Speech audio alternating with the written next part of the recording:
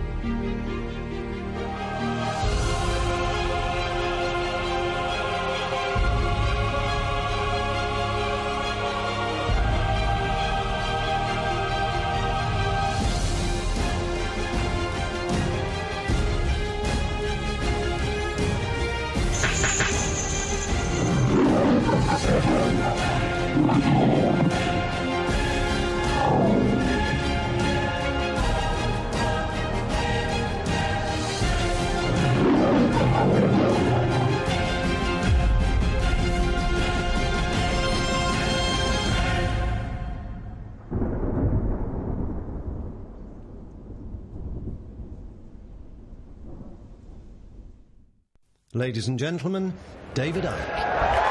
Thank you. Thank you. Thank you. Thank you. Whoa. Thank you. Thank you.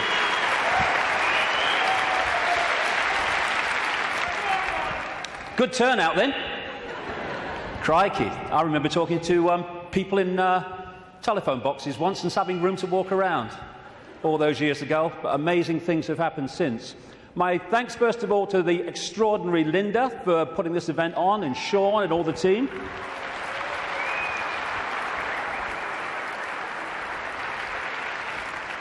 And my God, it's 20 years since my head blew off.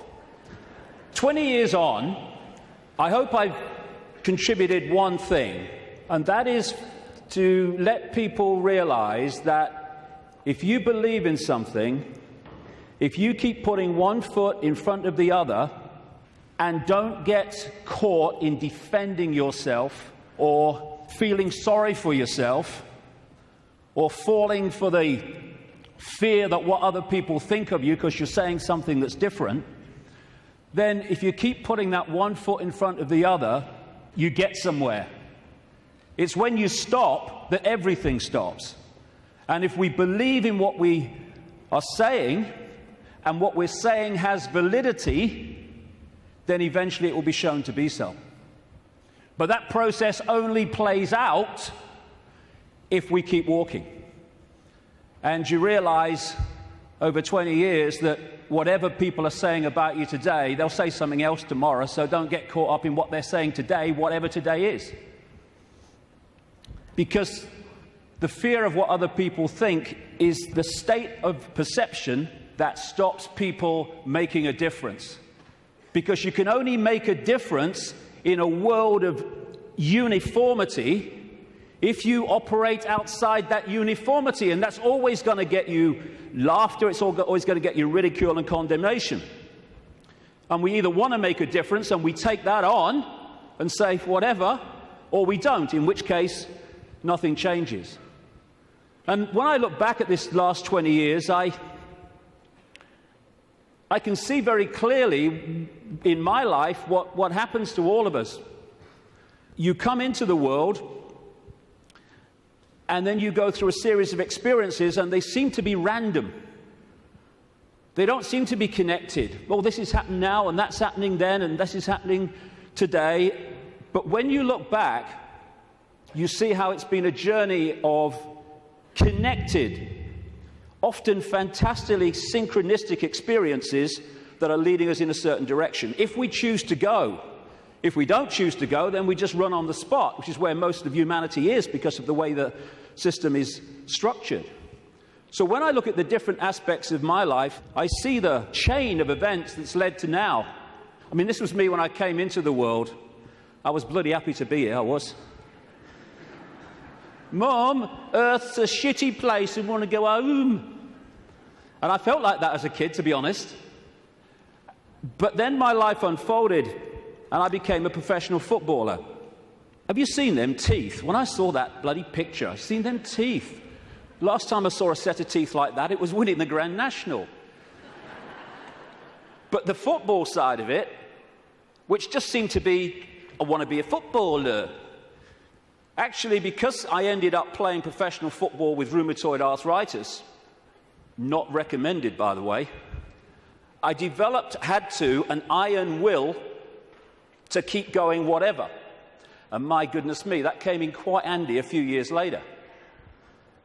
Then I went into television. What a bloody poser, look at him. I don't know, he should curl my hair then, you know. And thank you. It's been a long time since anyone did that to me. In fact, that's the first time, I think. And what that did was show me the inside of the media, shite, and also gave me a public profile which was going to lead to something later that wouldn't be ignored, although at the time I wish it was being ignored.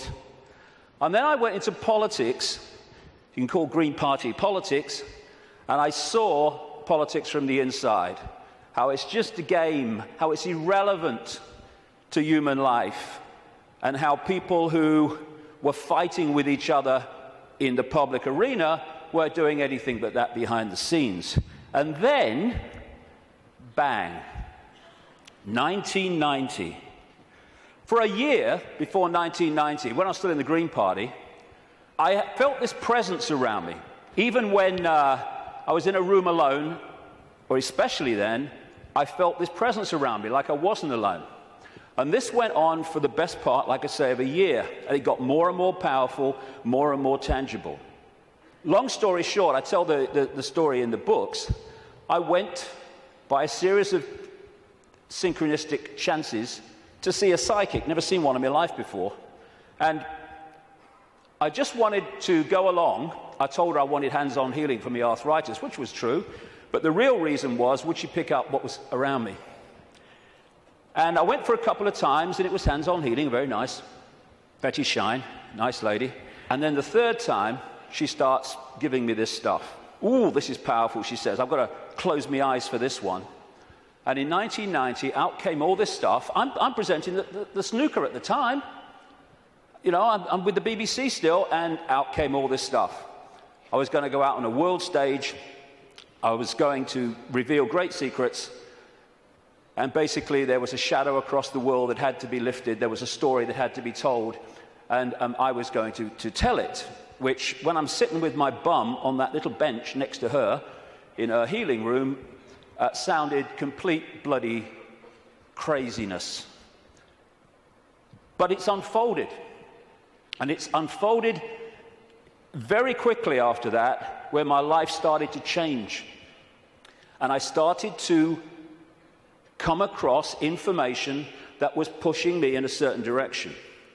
And then in the same year, or just after the same year, 1991, I went to Peru just on a whim, on intuition, and ended up having extraordinary experiences on a mound in Peru, just down from where that is. This is Siyustani, not far from a place called Puno in southern Peru.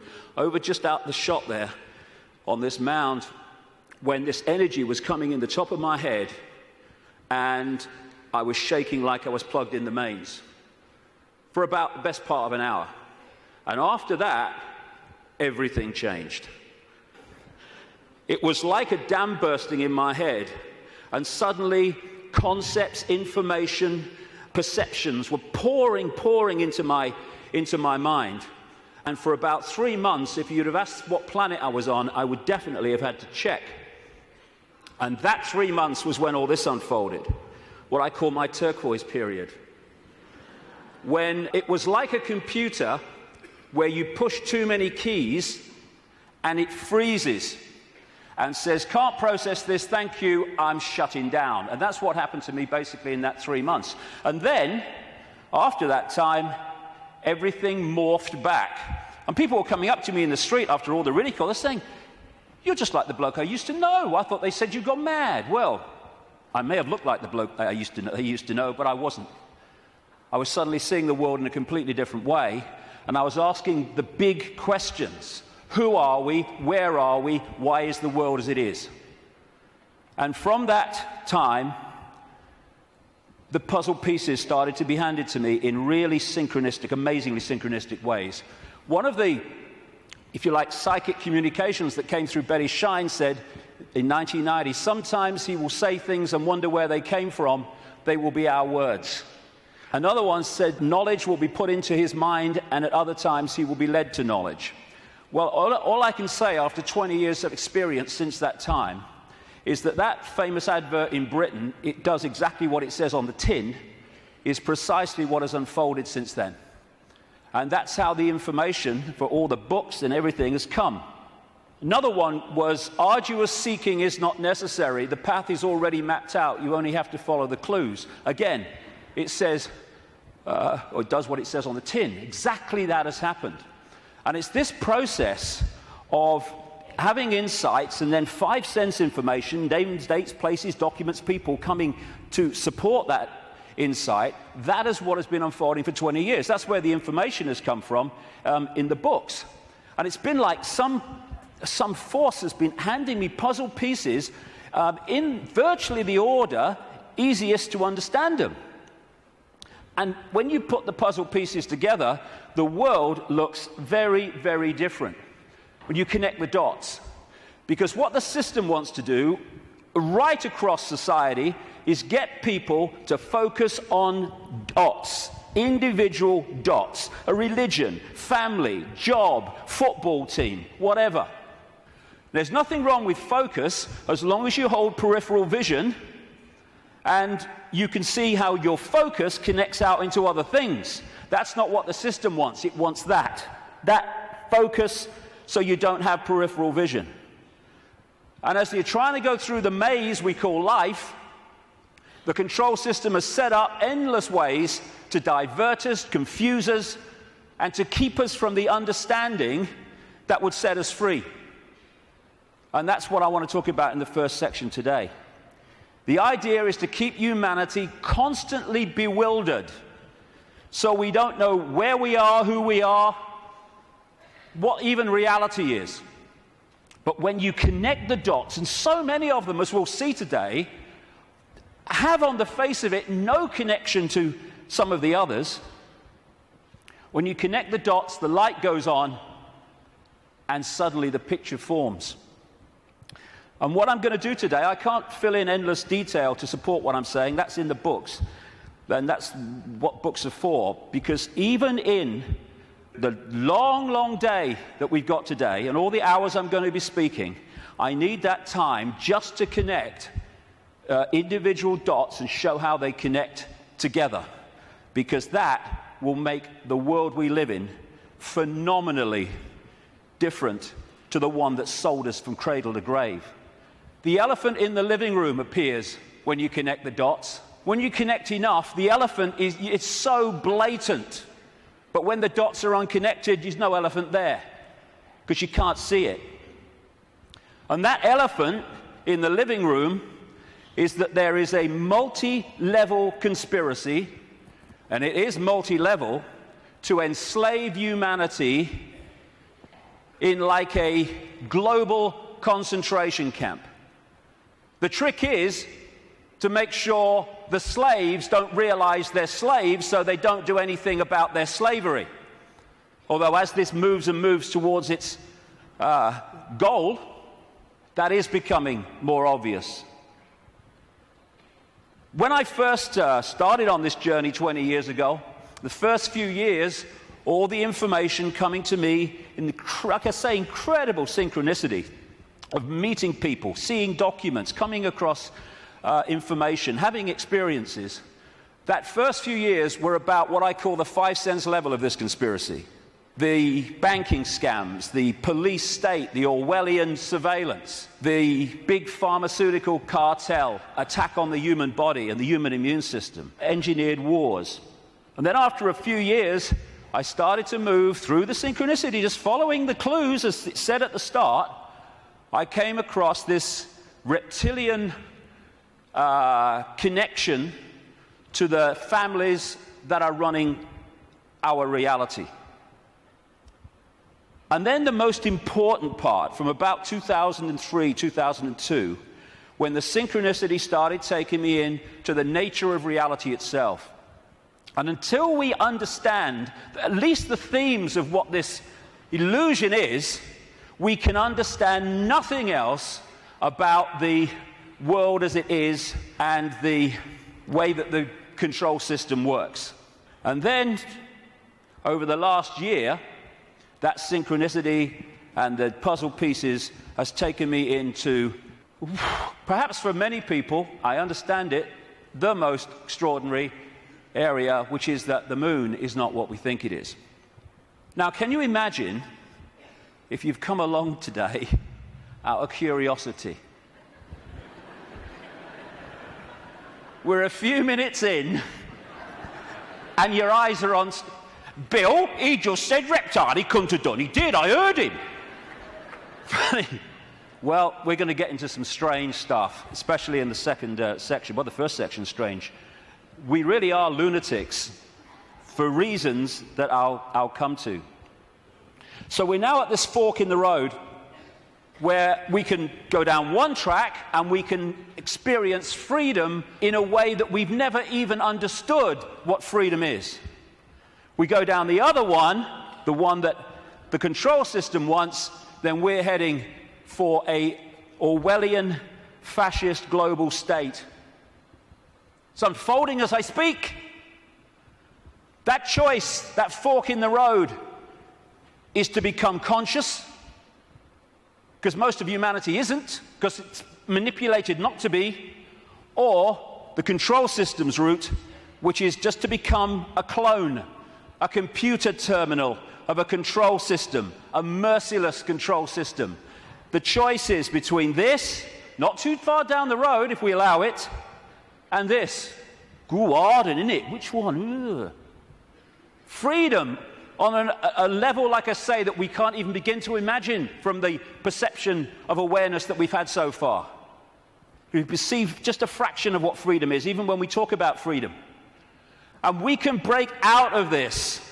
We can break out of this maze, this vibrational prison that we've been encased in.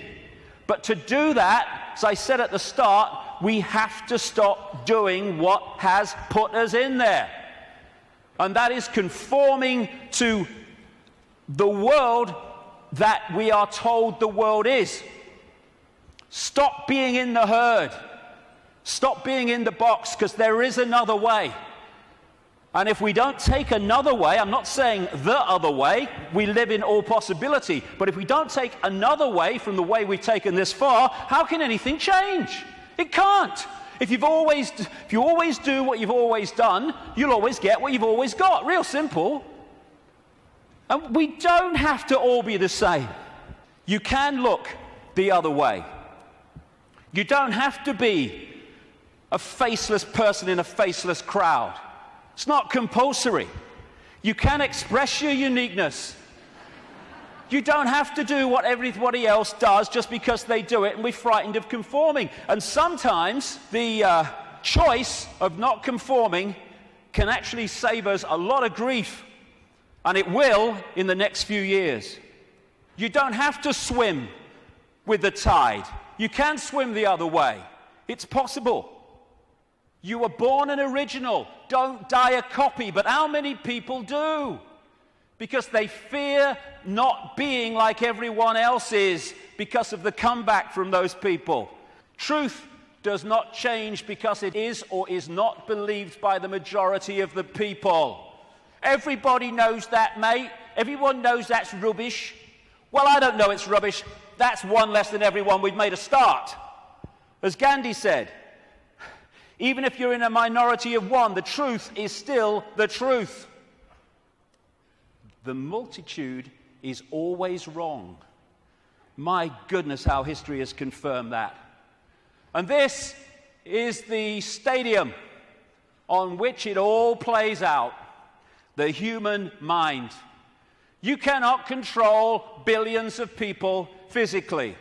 You can in certain small areas, yes, with your tanks and your bloody tasers and all that rubbish, but you can't do it to 7 billion. You have to control the way they perceive themselves and the world, and therefore through that make them behave the way you want them to.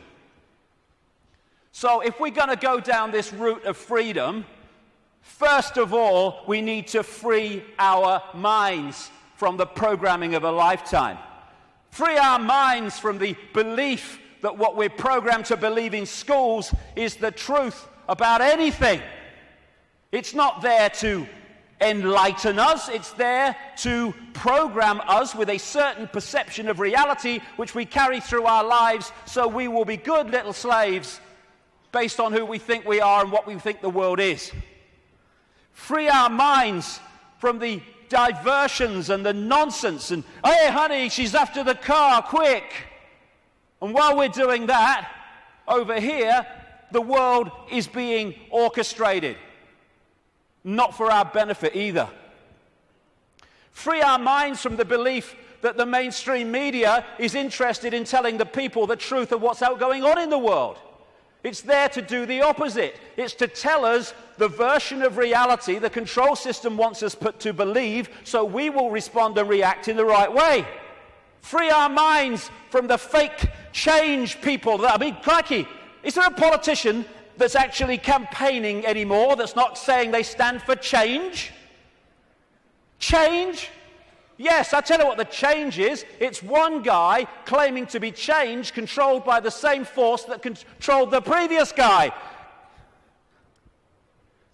Free our minds from the fake, fraudulent, false flag terrorist events created by the same control system that then tells you how the world must change to save us from the terrorism that they had covertly created. Free our minds from the front men for this control system, who are put up to frighten us into accepting changes in society, surveillance and control to save us from people who are front men for the very system that says, let me save you from him. Free our minds from the bullshit nonsense about human-caused global warming, which is nothing more than a way of introducing and justifying more and more controls and massive, massive increases in taxation, making fortunes for people like him. Free our minds from the idea that Big Pharma, the pharmaceutical industry, is in any way interested in human health. It's not about human health, it's about Big Pharma wealth and more. Free our minds from the four-letter word that controls the world, fear, that traps us in these vibrational boxes called fear.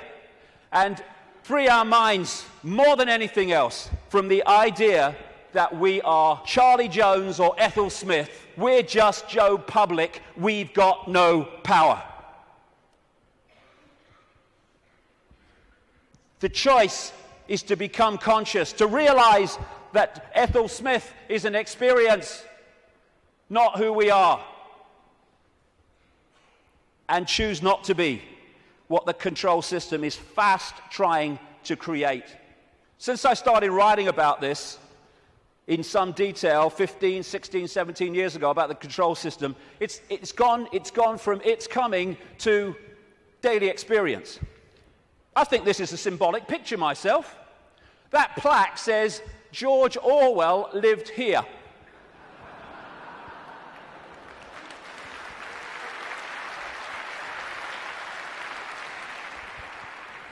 We've got peaceful demonstrations in America being scattered by excruciatingly painful sound technology. The microchip agenda's moving on. The sky's full of chemtrails and all the stuff that's in them. The food we are given to eat, if we choose to eat it, is full of chemical cocktails that are destabilizing our ability to think straight and be emotionally stable. And they're targeting the children more than anyone because they're the ones that are supposed to live most of their lives in this control system. They bloody won't, as I'll get to later, but they're trying. And yet so many people are still saying, well, it looks all right to me. Looks all right to me. To have your head in the sand, you have to be on your knees. The two go together. Ain't it great? Ain't it great to be free? So the idea is to enslave us while people think they're free. And this is a real important area that keeps us from focusing on this and acting on this. Wishful thinking. Wishful thinking that says, well, I don't want it to be true, so I'm going to kid myself it's not. And if I can do that, then I don't have to do anything. Here's an example of wishful thinking I came across. Wishful thinking that this threat will make any difference to their husband's drinking. That's wishful thinking. When I first saw that, I immediately ordered a large one, personally. But that's wishful thinking. I wish it were different. I wish things were different. Well, we all do, but they're not. They are as they are, and I find myself saying this all the time now. It is what it is. And if you accept what it is, you can change what it is. If you're in denial of it, you're not going to change it because you're kidding yourself it doesn't exist. This control system is coming in. It's coming in fast at the moment, and we have to get it from talking about it to doing something about it. And it's crept up on us step by step.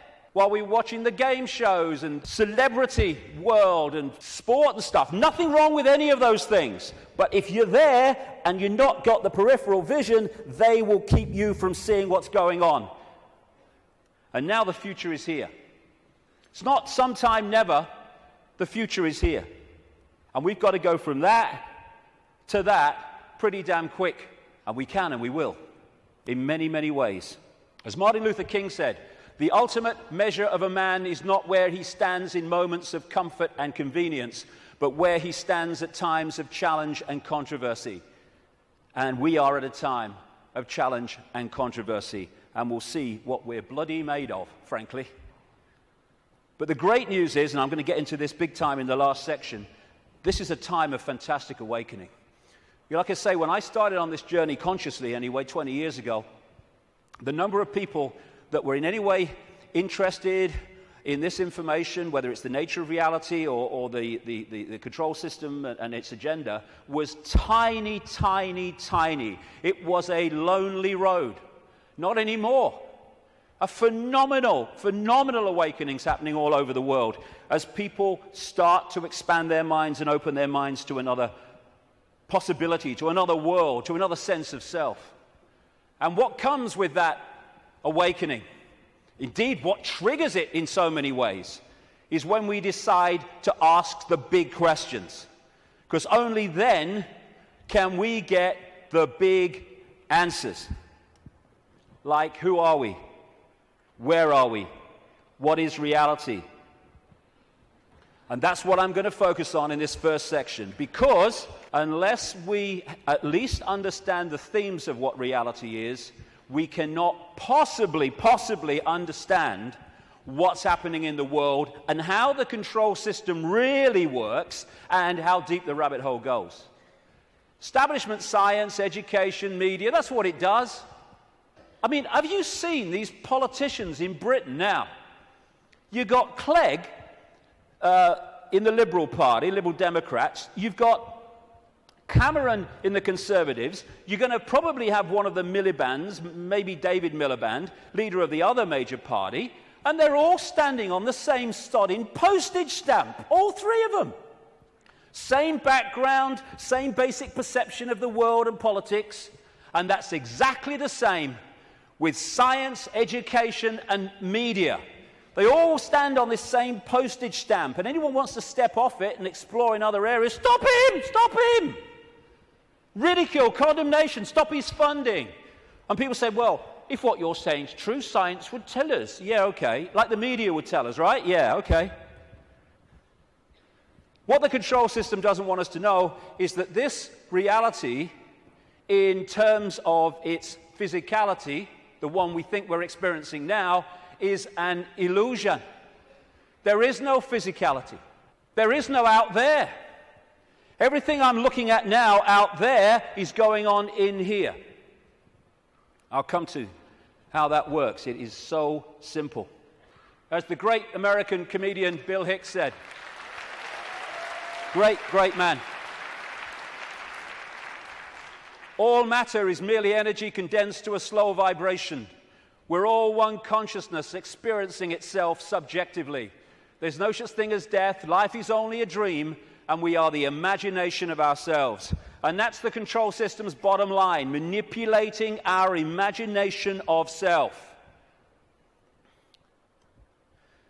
You can trick the brain into seeing things that aren't there. These are pictures of paintings, etc., on the flat surface, the flat road, the flat pavement. And yet you can trick the brain into reading them as three-dimensional. That's on a flat pavement. So's that. Is that a woman's face, or is it a flower and a butterfly?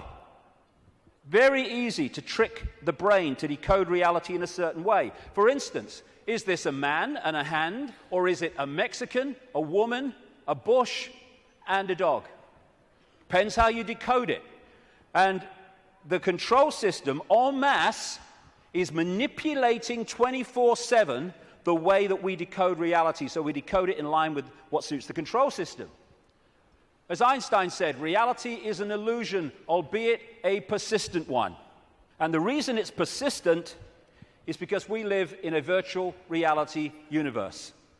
A fantastically expanded, advanced version of a gigantic computer game.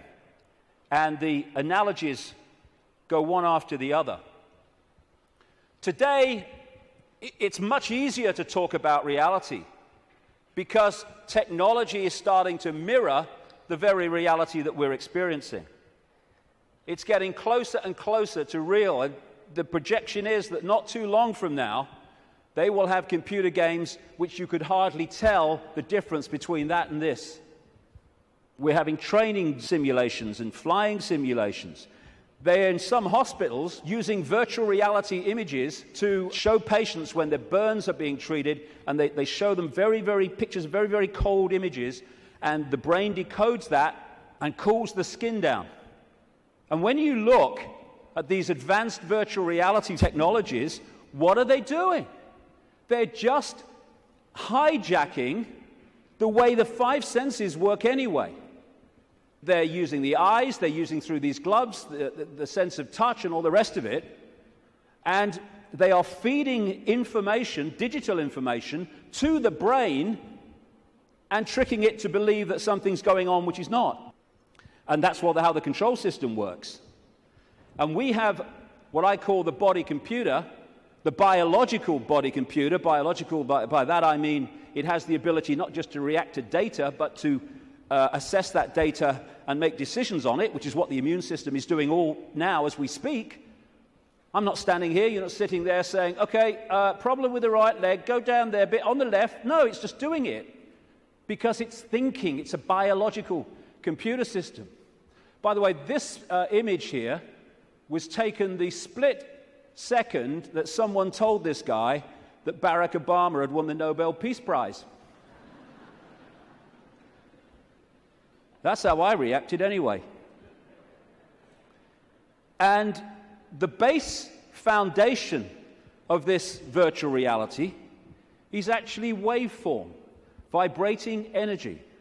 And within waveforms, as scientists will tell you, fantastic amounts of information can be stored.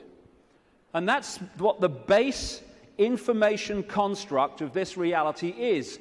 It's information in wave form. And what I'm going to call that through the day is the metaphysical universe.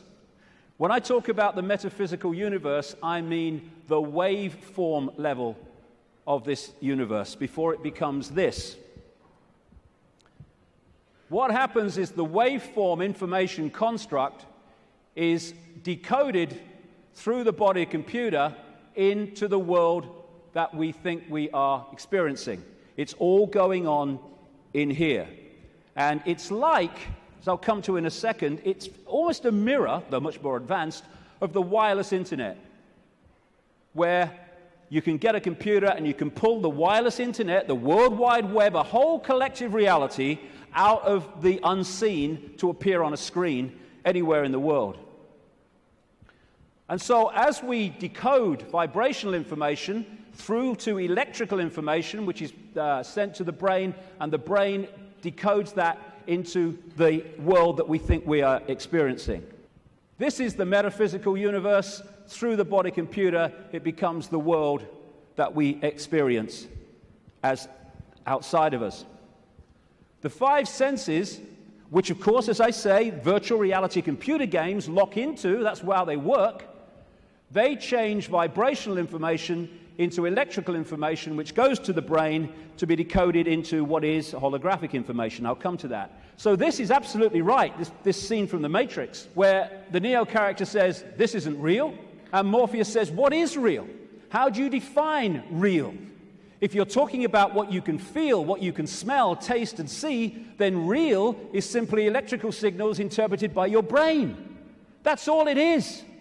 And imagine if you can manipulate the way the brain interprets reality, because you know how reality works and the population doesn't, because you bloody well keep it from them systematically. The five senses are a decoding system. The most obvious one, of course, is sound. That's a vibration, comes to the ear, message to the brain, brain hears the sound.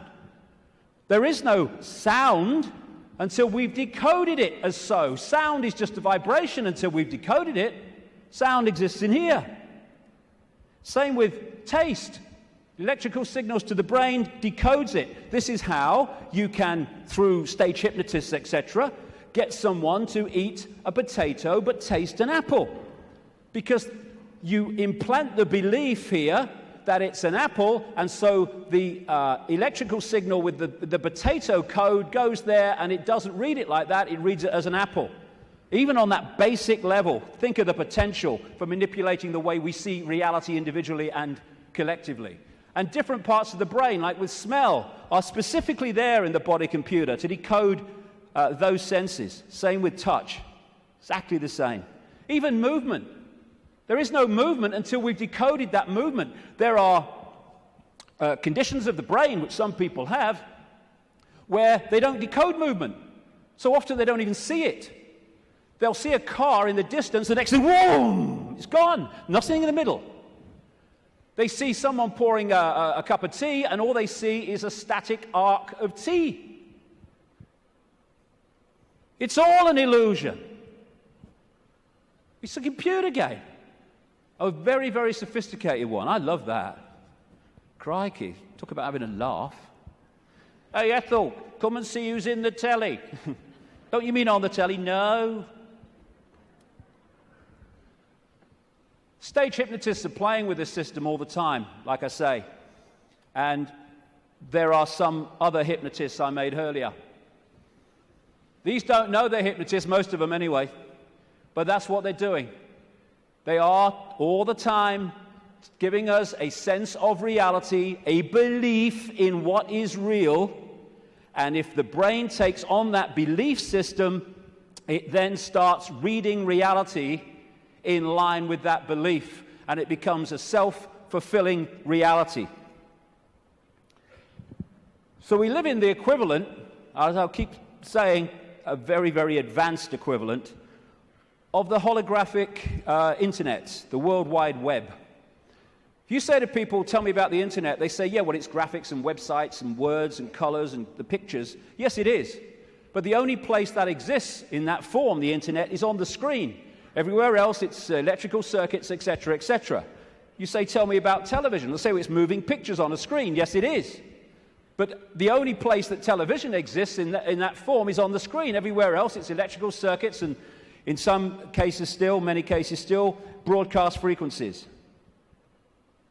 And we live in what I call the cosmic internet, where information in the energy around us, I'll come to where it comes from in a minute, is then pulled out of the unseen. Just as these guys sitting out in the open, no wires, no connections, they are pulling the unseen out onto the computer screen. And if you think of it, because people say, well, if you're creating your own reality in your head and all that stuff, why do we all see the same stage? Why do we all see the same car? Well, when you log on the internet in South Africa or Australia or London or America or anywhere, apart from places like China, you log on to the very same collective reality as everywhere else, everywhere in the world. You might choose to go to this website, and if you go to this website, the guy in South Africa could go to the same website that you're on and see the same thing, because it's a collective reality. What happens is that we then decide, do we like this website? What do we think of it? Do I want to go there or do I want to go there? That's how we put our individual spin on it. It's the same when you look out the window and you see the same car going past. But I might like the car, someone else might not like the car. But it's the same collective reality. And the body computer is pulling this reality out of the unseen, just like those laptops. And so you've got in the Matrix movie that scene where he says, the Matrix is everywhere. It is all around us, even now in this very room. You can see it when you look out of your window or you turn on your television. You can feel it when you go to work, when you go to church, when you pay your taxes. It is the world that has been pulled over your eyes to blind you from the truth. What truth? That you are a slave, Neo. Like everyone else, you were born into bondage, born into a prison that you cannot smell or taste or touch, a prison for your mind. I'll get into the nature of that prison in the second section. So what is this universe? It's information. And it's information decoding information. Just as you put a computer disk in a computer, it's information. The information encoded in the computer then reads the information on the disk. That's what we're doing. And that way, we manifest this apparently out there reality. We too, the so-called human body, is energetic, non-physical in its base form. But when it comes through the decoding system, it becomes the world that we think we're experiencing outside of us. It seems to be outside of us. I'll grant you, my God, I look out here, it looks to be outside of me. But it's inside of us. We are creating it through the decoding system in our heads. Now, I'll go into this area in the new book. What I'm saying is that, well, I'm not saying this, scientists are now saying this. At the center of this galaxy is a massive black hole, and the increasing thinking is, and I would say it fits perfectly, is that there is a giant black hole at the center of every galaxy. What I'm saying is these black holes resonate the base information or the base vibrational frequency of this virtual reality universe. And they interact with what we call the suns. In this case, our sun in this solar system, but of course there's suns all over the place. I'm saying that this vibration triggers from the suns, depending on its vibrational state, because it changes, and that answers a lot of things, as I'll come to shortly. It triggers information of certain kinds being transmitted by the sun, suns in general, in the form of photons. Photons are the base unit of what we call light and other forms of electromagnetic radiation. They carry information. These photons being generated out of the suns, triggered by this vibrational base frequency coming from the black holes, create the cosmic wireless internet within our reality.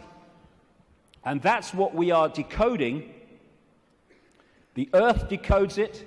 It's photon energy, photon information that is passing through the Earth energy grid.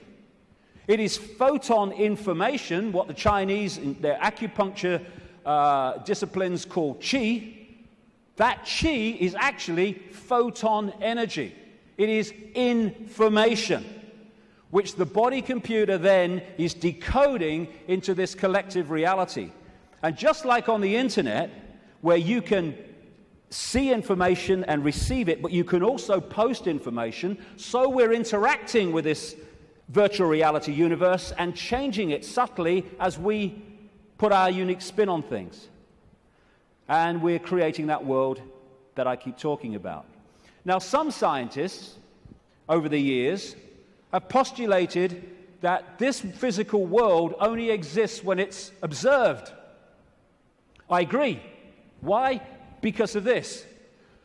When you put a computer disk into a computer, it does not read all the information on the disk at the same time. It reads that part that it is observing, whatever that laser's hitting at the time. All the other stuff is still in information form. It's not been transferred to the screen as pictures, etc. And we do the same. When we observe, decode, then we bring it into this reality. But without that, this is just the base vibrational metaphysical universe, which is the basis of all of it. Then no light gets in the brain. So how do we see light? How can I look at that light and see it? No light ever gets in the brain because the brain's decoding information into that light. So when you see things like in the Matrix movies, those lines like, there is no spoon. It is not the spoon that bends, it is only yourself. Exactly. Because the only place the spoon exists in physical form is in here. And you bend it by bending the way you decode reality. Miracles are simply overcoming the programming of what's possible and not possible. You know, we are, of course, programmed to believe that when you walk through fire, you get burned. And if you walk through fire or hot coals with that belief, that decoding state, you'll burn your bloody feet.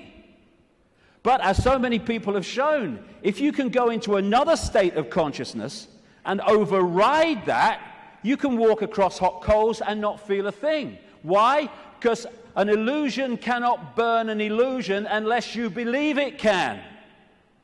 There are no miracles. There's just understanding how to manifest all possibility. And that understanding comes from the fact that we acknowledge, we understand that we are consciousness. Disembodied, no form awareness, having an experience.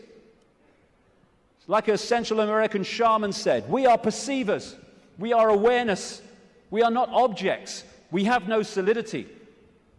We, or rather our reason, forget this, and thus we entrap the totality of ourselves in a vicious circle from which we rarely emerge in our lifetime. And that vicious circle is what the control system wants to keep us in, because then we're controllable. If we understand who we really are, what we really are, it's impossible to control by a bunch of control freaks. The body is the way our awareness experiences this reality.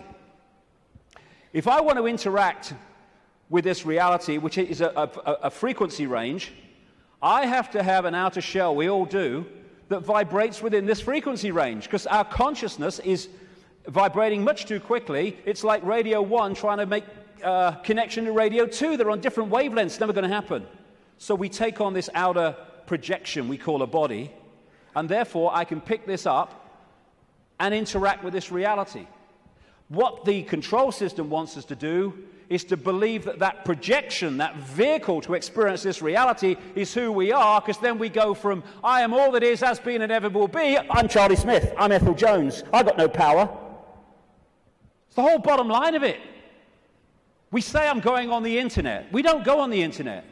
The computer goes on the internet. And we observe the internet through the computer. And our mind-body is the vehicle to experience this reality. That goes on the internet. Consciousness, the real us, observes, just like the World Wide Web, observes the internet through that vehicle. And like I say, the idea is to get us to think that we're that and not that. I had a vision when I was sitting in the bath a couple of years ago now, maybe. And I've asked my great friend, the brilliant Neil Haig, to knock this up from what I saw. I'm sitting in my bath, and I saw billowing energy, yellow, kind of white-yellow energy. And I took that immediately to be consciousness. Then an eye appeared in the energy, the consciousness, and then a telescope appeared. At the end of the telescope was this reality, the Earth, the solar system, whatever. And the last movement was for the telescope to morph into a human body.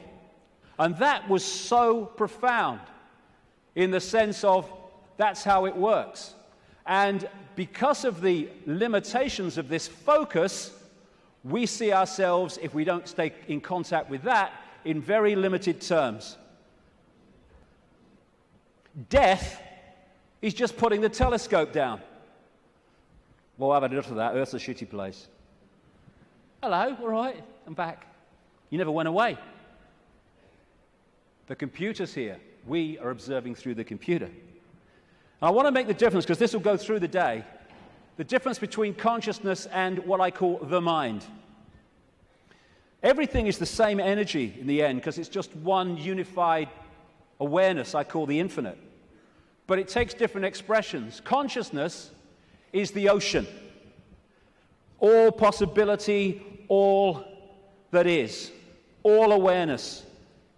And the mind is like a frozen, denser expression of that, and therefore has great, great limitations in terms of awareness and perception compared with that. And one of the reasons is to interact with this reality, which is much denser than consciousness, we have to have a denser conduit, which we call the mind-body.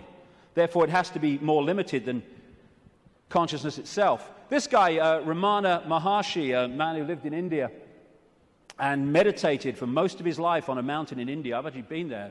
Nice place. He said, mind is consciousness which is put on limitations. You are originally unlimited and perfect. Later you take on limitations and become the mind. Or as Einstein put it, a human being is a part of the whole called by us universe, a part limited in time and space.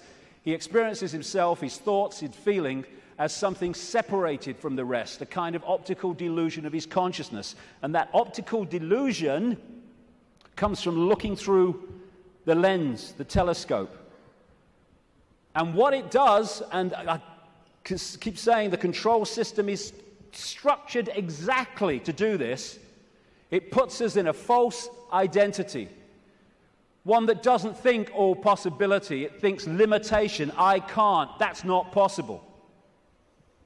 And if you want to control people en masse, you want them in that mode. I'm not David Icke. David Icke's my experience. It's a name for the experience I'm having at the moment.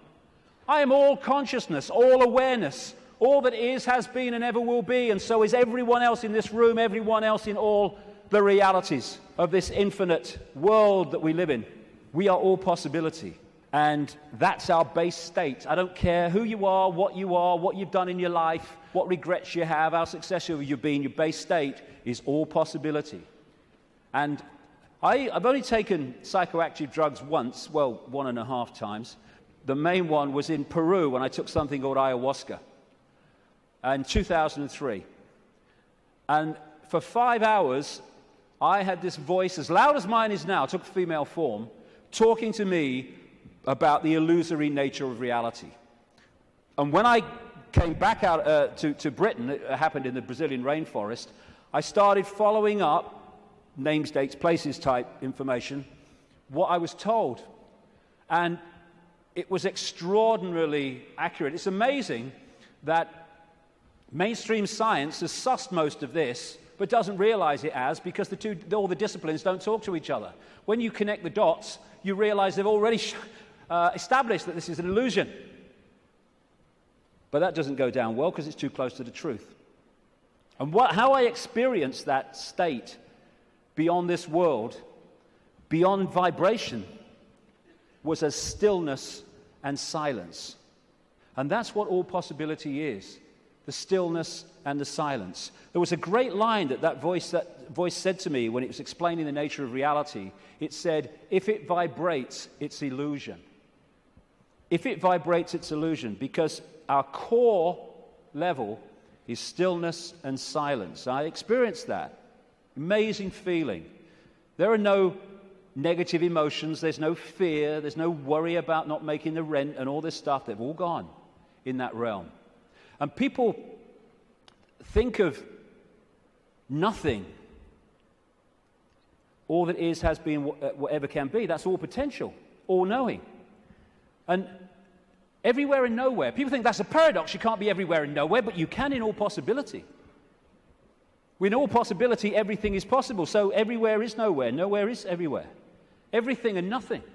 Again, not a paradox. All possibility is everything and nothing.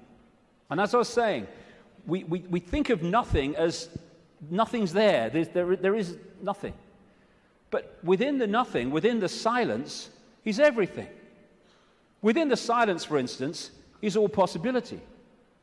And then when I start talking, I have pulled one possibility out of all possibility, which is manifest as vibration, my voice. And then I stop. It goes back into all possibility. We don't think that this building is defined by the nothing. We think it's defined by the something. But the something is only there, and this building is only in its form because of the no thing, apparently no thing, in between what we perceive as the something. The silence this is why when people are in silence, they go somewhere else. And so many people are frightened of the silence. Get in the car, whack the record on, get in home, put the telly on, noise, hold you in 5 sense reality. When people go into the silence, that's when they get their insights, because they're accessing other levels of themselves beyond the 5 senses. So out of the no thing comes the realm of form. This is something called cymatics. If you go on the internet, you can see it, videos of it, like YouTube. What they do is they put particles on a metal plate and they play sound across it. And it's incredible. It just forms into these amazing geometrical shapes just because of the sound. And when the sound stops, boom, it all goes back to all over the place. And then the sound changes and another form comes in. And these worlds of form, frequencies, vibrating frequencies, are created in this way, out of all possibility. And there are endless, infinite realms with different so-called laws of physics, different challenges, different experiences, all vibrating at different speeds and therefore able to share the same space. All of these different realms are sharing the same space that I'm sharing now, just as all the radio and television stations broadcasting to this city are sharing the space that I'm sharing now and the space that they're sharing with each other. So we live in a frequency range, and that frequency range is dictated by the range of frequencies that our body computers can decode. And it is extraordinarily tiny. We're virtually blind in terms of what exists. The vast majority of this universe is what scientists call dark energy or dark matter. And they call it dark not because it's pitch black, but because we cannot decode it. Therefore, it is not in our realm of experience. We have to work it out by its impact on things that we can see. And the electromagnetic spectrum is 0.005% of what is projected to exist in this universe. And visible light, which is the only frequency range that we can decode, is a fraction of the 0.005%. So this is it. Visible light. This is our world. And we look out and we think we can see everything. But we can't. We can see what we can decode. And therefore, we operate within a dimension, we might call it, and it's penetrated by other dimensions, which allows those other dimensions to interact with ours, which I'm going to get to in the second section, because that is fundamental to the control system. What we're doing is we are putting our focus of attention into this reality through the body computer, and therefore this seems to be the only world that exists. But the space we're occupying is teeming with life of endless varieties. So if we come into this world of mind and we hold a connection to consciousness, we are in this world physically and we can experience this. We're going to go to the pub, yeah, let's have a beer with you, yeah. But we're not of this world in terms of the point of observation. We are in this world, but we're observing it from here. We can see things here that this can't see. And that's why the control system has to keep us here. And a structured society to make that happen. To keep us in bewilderment by being only able to decode and experience reality through the five senses. And once you are in the five senses, and you're not getting inspiration, insight, intuitive knowing from higher levels of your consciousness, where do you look to get a fix on who you are, where you are, and the world you're living in? There. And who controls that? The control system that controls the media, politics, education, science. The idea is isolate us in the five senses, isolate us in body-mind, and then program the body-mind to see the world that suits the control system. Time and space are just information within the metaphysical universe fabric, the vibrational fabric, which we then decode into what appears to be time and space. There is no time and space. When you put a disk in a computer, it's got information on it. You put it in the computer reads it. On the screen, you see time and space, or what appears to be time and space. But all it is information on the disk being read by the computer and being put on the screen. That's what we are doing all the time. Time's an illusion. And my goodness me, if we fall for that, then we totally get encompassed by time, that time exists. You can say it's 1 o'clock, I've got to meet someone at 1 o'clock, so you're there at the same time and synchronize that. But all along, you know that it's just a construct. It's not part of you this time. Because no time is where consciousness operates. And if we operate completely connected to time, then by that very nature, we're going to disconnect from consciousness, which is on another level of perception. Our time is just crazy. You cross an invisible line in the ocean, you go into tomorrow. You go the other way, you go into yesterday. There is only the now. That's all there is. People say, no, there's the past and there's the future. Well, okay. When you think of the future, where are you? You're in the now. When you think of the past, memories, where are you? You're in the now. These are constructs. These are perceptions. They're not real. Only thing that's real is now. Everything happens in the now. And the only moment we can change anything is in the now. And if we get pulled into the past, all regret, I wish I had, oh, that woman in 1953, ooh.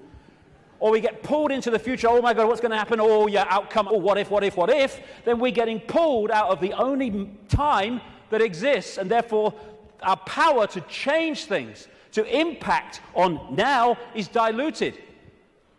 And we are absolutely dominated by time. What's the time? Oh my God, is that the time? Oh my goodness, what's going to happen? Are you going to get time? Oh, I'm late. And yet, the now is the only thing that exists, and time, like space, is a perception. It is part of the construction of reading. You could see time in a way like a disc, like a DVD. What you've seen in the film is your past, as you perceive the past. What you're looking at in the film at that moment you perceive as the present, and what you've yet to see in the film you perceive as the future. Yet all that information exists on that disc at the same time. Whip back a bit, you've gone into the past. Whip forward, you've gone into the future. And I've been talking for years about the time loop, as I call it. wrote a book with that title. And it's not really a loop, but it can express itself like that in the play-out world of so-called physical reality. And we go round and round and round, and it comes back to the start. And we think we're going forward, but because we're only in it for a certain section, we think we're going forward. If we stayed with it, it will come basically back to the start. It's like a place of experience, and depending on what we wish to experience, depends on what part of the loop that we decide to experience. Because, as I said earlier, this vibration, and by the way, this vibration coming out of the black holes vibrates in the now. It doesn't move through time. It carries the encoded information that we decode as time, but it vibrates in the now. But it doesn't vibrate just the same forever. It goes through a cycle, a vibrational cycle, changes. And as it changes, it elicits different information from the suns, which we then decode. And as we do so, the world moves on, experience moves on through different epochs. You look at the ancients around the world, and they invariably see time as secular. You have, of course, the famous yugas in Indian belief, Hindu belief, where the world goes through different cycles. You have a golden age when everything is expansive and everything's fully integrated and connected. And then you have other yugas which are suppressed, and you have control, and you do not have the expansive awareness that you had before. It's a different kind of experience. And so as this vibration changes, it takes this reality through a cycle and then comes back again. This is where all these yugas come in. And what happens is the left half of the brain particularly decodes this information, which is vibrating in the now. It decodes it into a sequence. It's what some brain scientists call the left brain a serial processor. And it's this sequence that it puts the information in that appears to be the passage of time from past to future.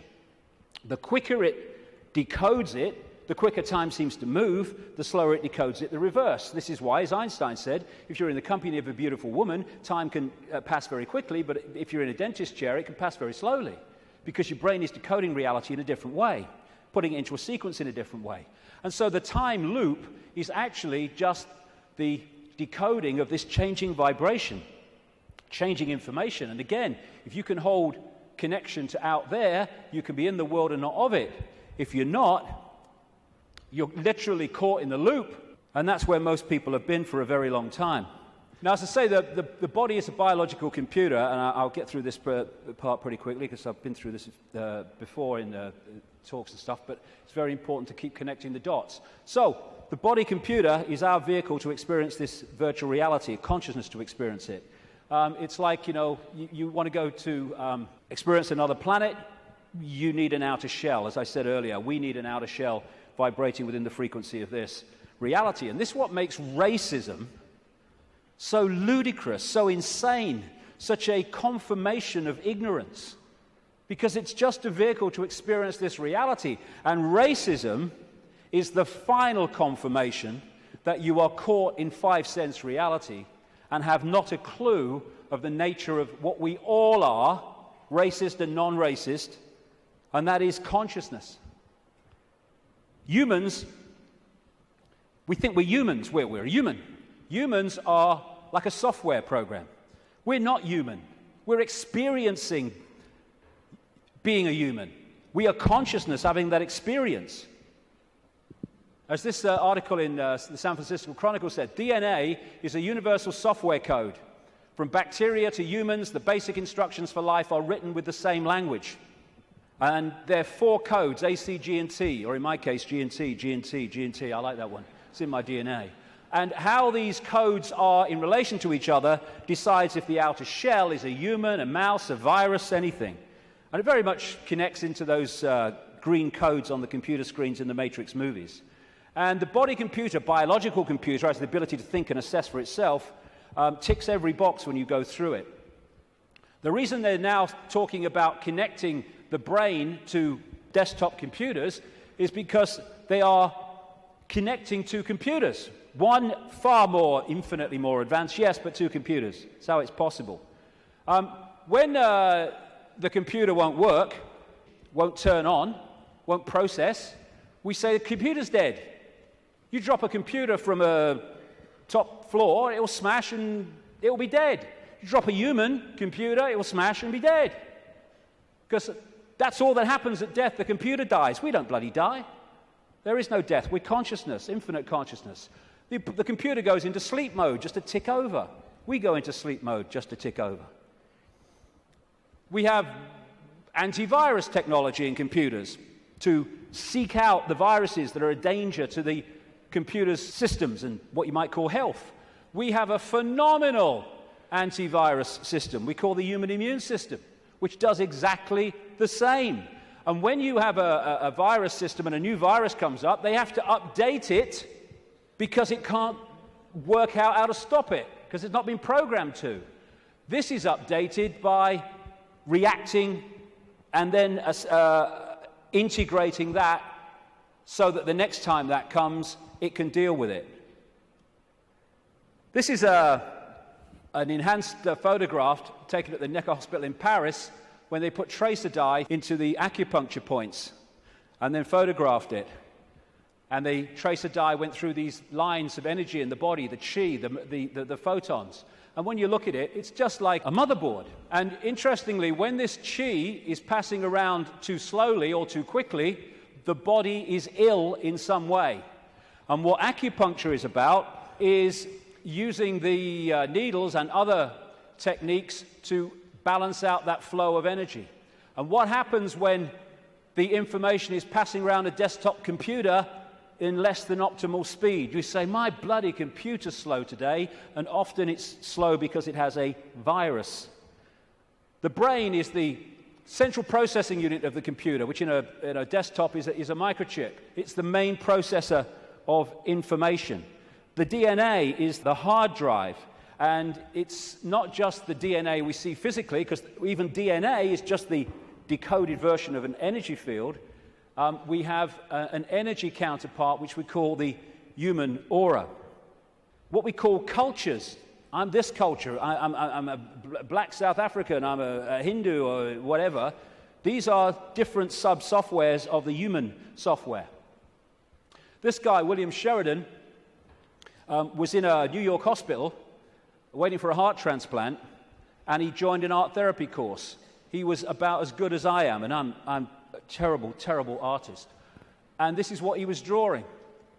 After his heart transplant, suddenly he went back on the art therapy course and started drawing much more sophisticated pictures. As a result of agreeing to promote organ donation, he managed to meet the donor's mother. He asked her the obvious question, did your son have an interest in art? And she said he wanted art materials rather than toys from the age of 18 months. He was crazy about art.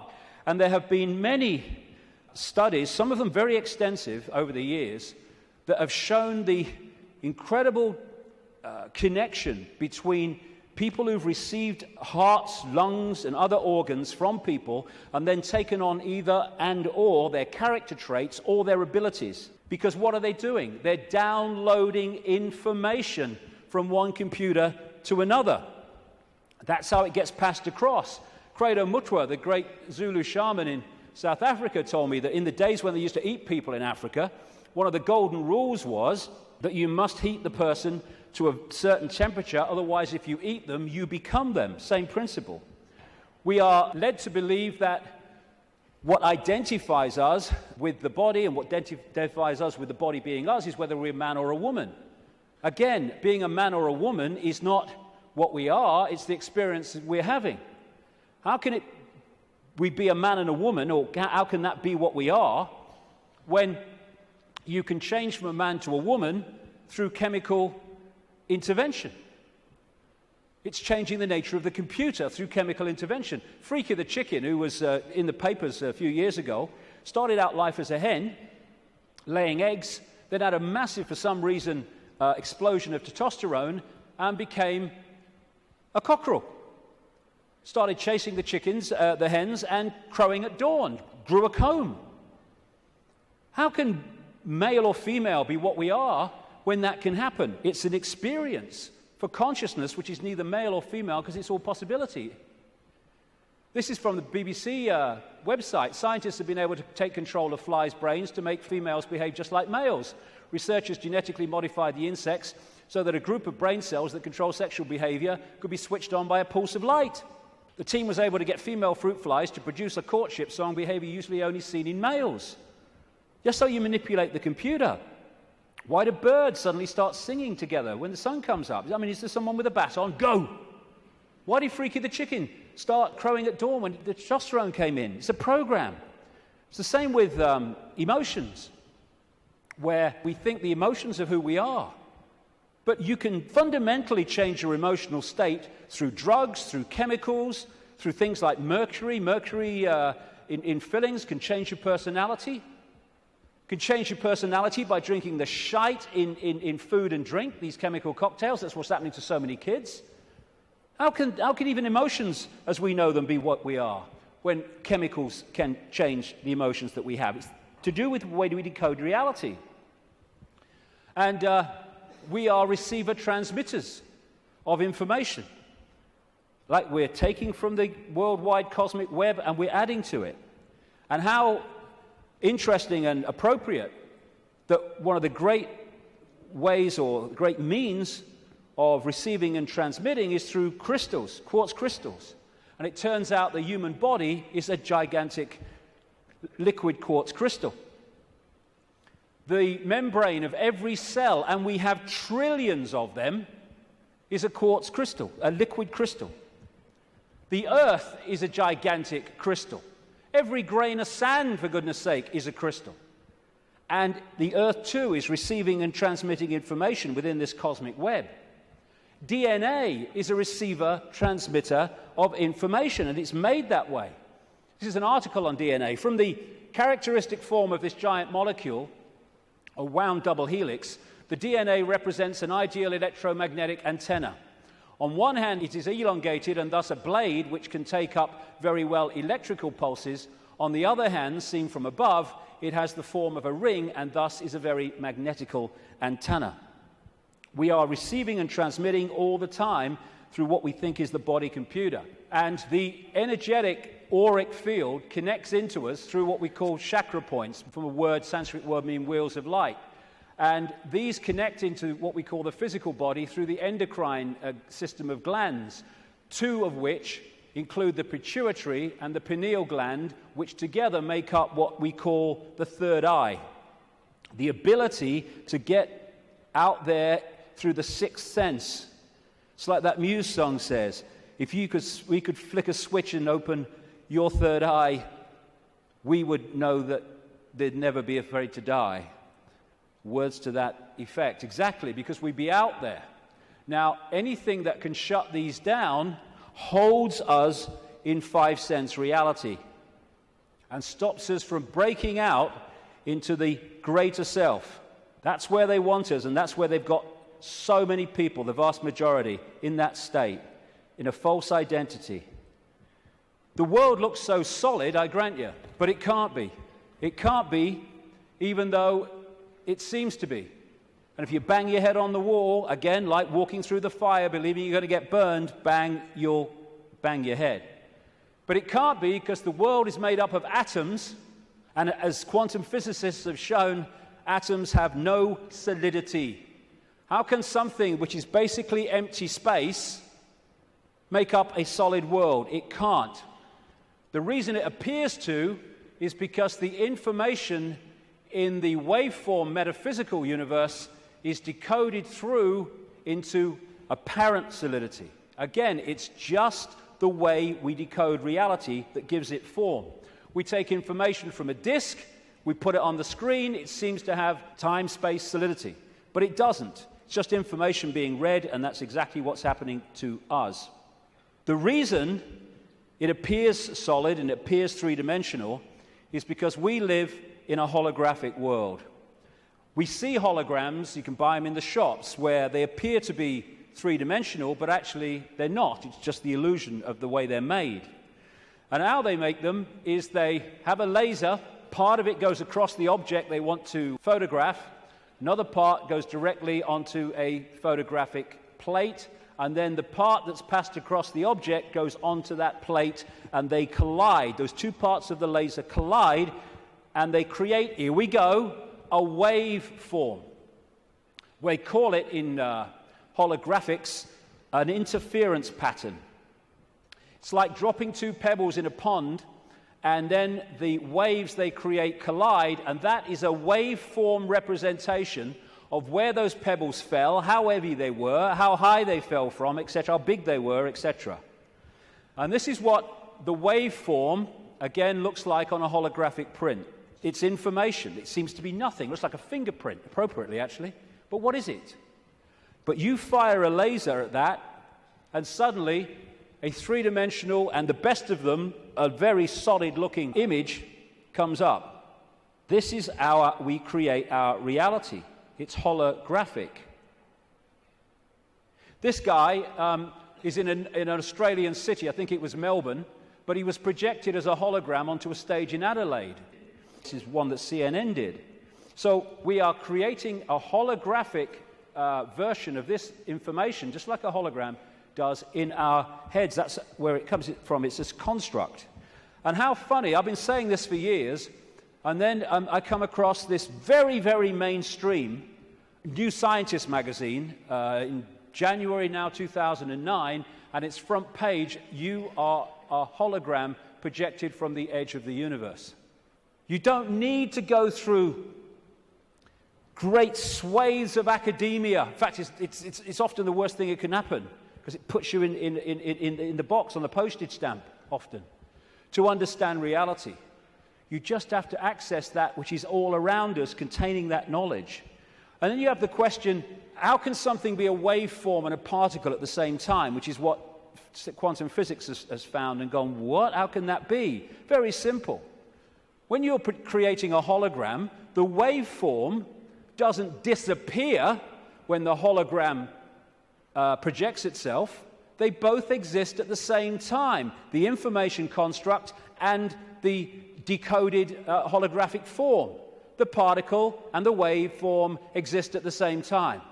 It's so bloody simple. People think it's so complex. One of the great things about a hologram is that every part of the hologram is a smaller version of the whole. So if you cut a holographic print into 4 and put a laser onto the 4 pieces, you don't get a quarter-size version of the whole picture, or a quarter-size part of the whole picture. You get a quarter-size version of the entire picture. And because of that, this is why these things happen. This is why reflexologists can find points on the hand and the feet and elsewhere that relate to different organs and parts of the body. This is how acupuncture can do it, and reflexology with the points on the ear. Do something here, it affects the heart. Do something here, it affects the liver. Because it's a hologram, and it must be like that, because every part of the hologram is a smaller part of the whole. Holographic blood, this book by an American physician called Harvey Biggleton, I went to see. He has found holographic images in the blood. And I looked through one of his really powerful microscopes, and as he increased it and increased it and increased it, my blood went from blood as you would perceive it to quartz crystal when you got it to the most powerful level. That's what we are, crystals. So because we live in a holographic reality where everything is a smaller version of the whole, that's where we get the theme of as above, so below. That's why the human energy field is mirrored by the Earth energy field. Because we are a smaller part of the Earth hologram, and the Earth hologram is a smaller part of the greater hologram. And on one level, this reality is digital. And they're creating now, and this is extremely relevant to what I've been saying, they're creating now digital holograms that operate in a slightly different way to the holograms we've had before. And some of these digital holograms, that's one, are being used at promotions to sell products and stuff. And people are frightened to walk through the hologram because it looks so solid. And that's what this is, digital holograms. Digital holograms is the reality that we're experiencing in what I call the play-out world. And this is why numerology works. Numerology can predict things, and it can make things happen because it is working on this digital level of reality. Computers work on binary systems of on-off electrical charges, just symbolized as 1 and 0. They're now starting to develop trinary computers with a third number. And the human brain works how? On binary and trinary on-off, etc. electrical charges. And of course the A, C, G, and T codes of the DNA all connect into this. So while in the Matrix movies we saw the projection of beyond the physical world, it was a digital world, so is ours. That's exactly what it is. And like I say, scientists are not sussing any of this stuff in terms of the mainstream because they focus on their own discipline, their own individual dot, and they don't connect the dots, and therefore they can't see the picture. I watched a program the other day. It was a mainstream science program, and it asked the question for at least an hour. I think it was an hour. What's the biggest number? And they were going to these bloody numbers that went on and on and on and on, disappearing up there, trying to work it out. Well, I'll tell you the biggest number. That's the biggest number, infinity. There is no biggest number. There is only all possibility. And numbers are the digital level of this reality, and because of that, numbers represent vibrational states. As a result of that, you can manipulate reality through numbers and numerology, because you're manipulating that level of the decoded construct. So what does all this mean? We live a false identity. We think we're humans when we're consciousness. We're multi-leveled awareness, not just the body, consciousness. And some near-death experiences have experienced and then come back to tell the story of what they've experienced when they've been through. Sometimes they experience it as a tunnel and then come back when their body releases the consciousness for a short time. And this is one that encapsulates all of it. He said, everything from the beginning, my birth, my ancestors, my children, my wife, everything comes together simultaneously. I saw everything about me and about everyone who was around me. I saw everything they were thinking now, what they thought then, what was happening before, what was happening now. There is no time. There is no sequence of events, no such thing as limitation of distance, of period, of time, of place. I could be anywhere I wanted to be simultaneously. This body computer is what gives us the delusion of all those things. And I'll just finish on this bit. Key to holding us in servitude is to keep us in the left hemisphere of the brain. We have two, the right brain, the left brain, and we have a bridge called the corpus callosum, which bridges the two and should pass information between the two. And the right brain, they are very, very different states of being. The right brain is the out there, the creative, the connection with all that is. The left brain is what deals in numbers, in language, in sequence, and puts everything in hierarchical structures and all the rest of it. And what the system wants, it wants us in there. Because when we're in there and not in there, we are there. And the whole system is structured to put us there. The education system, everything. I found this, different functions of the right and left brain. What the right brain wants to do is say the color. What the left brain wants to do, language, it wants to say the word. And it's interesting when you try to go through these and say the color, how difficult it is for many people to say the color instead of the word, to say green instead of what the left brain wants, which is yellow. And the functions of the two are massively different. This lady, a brain scientist, neuroanatomist called Jill Bolte Taylor, became well known when she had a stroke in the 1990s, I think it was. And she had a stroke in the left brain and stayed awake for most of it, and therefore experienced what was happening. First of all, she got onto an exercise bike trying to overcome how she was feeling, and she looked down at her hands, because this left brain decoding system's now not working, and was not decoding reality as it normally did. She looked down, and she saw not hands, she saw claws. As this went on, she could no longer see a division between her and anything else. Everything just joined as one infinite field of energy consciousness.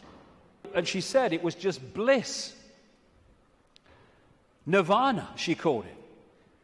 When she tries, eventually, the left brain eventually kicks in and says, you've got to get help, she tries to call work, a colleague, to help her out.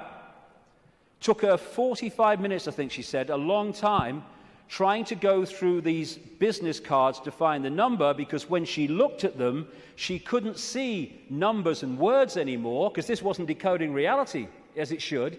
She could see pixels. She was seeing this reality one step back in its digital pixel state.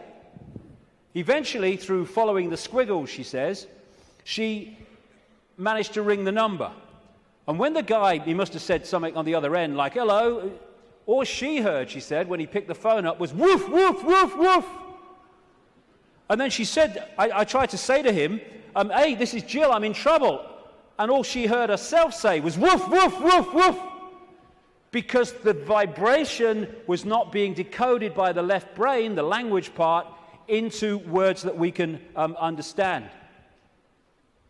And what the system wants to do is to put these firewalls up, called education, science, politics, media, peer pressure, to keep the right brain out of it. And this is fundamental. Because these things are all part of the defense mechanism, keeping us in left brain reality and out of right brain infinity. Now, some people, they call them autistic savants, like this man, Stephen Wiltshire. They access the right brain potential in ways that other people don't. And this is why they're capable of fantastic achievements.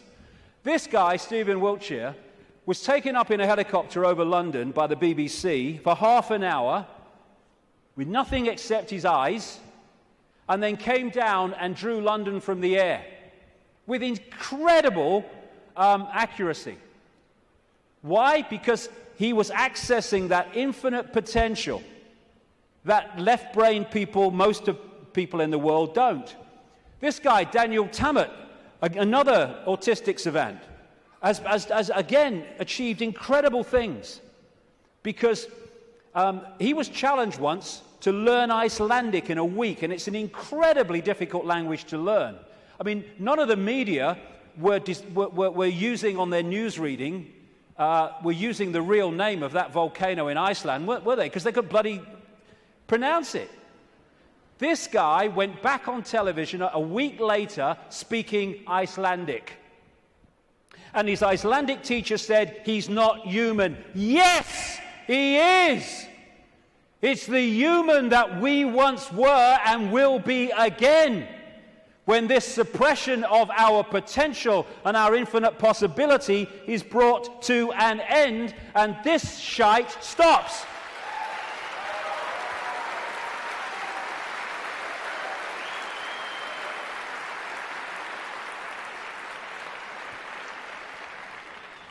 We worship the intellect. Oh, he's got a great mind. Oh, he did this at Oxford. Oh, he's gone to Harvard.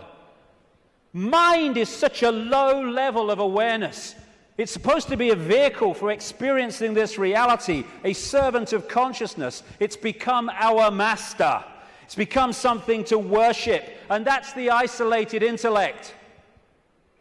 That's the isolated intellect. And so we reach a point. This fork in the road is, are we going to be consciousness or mind? Are we going to be all that is or little me?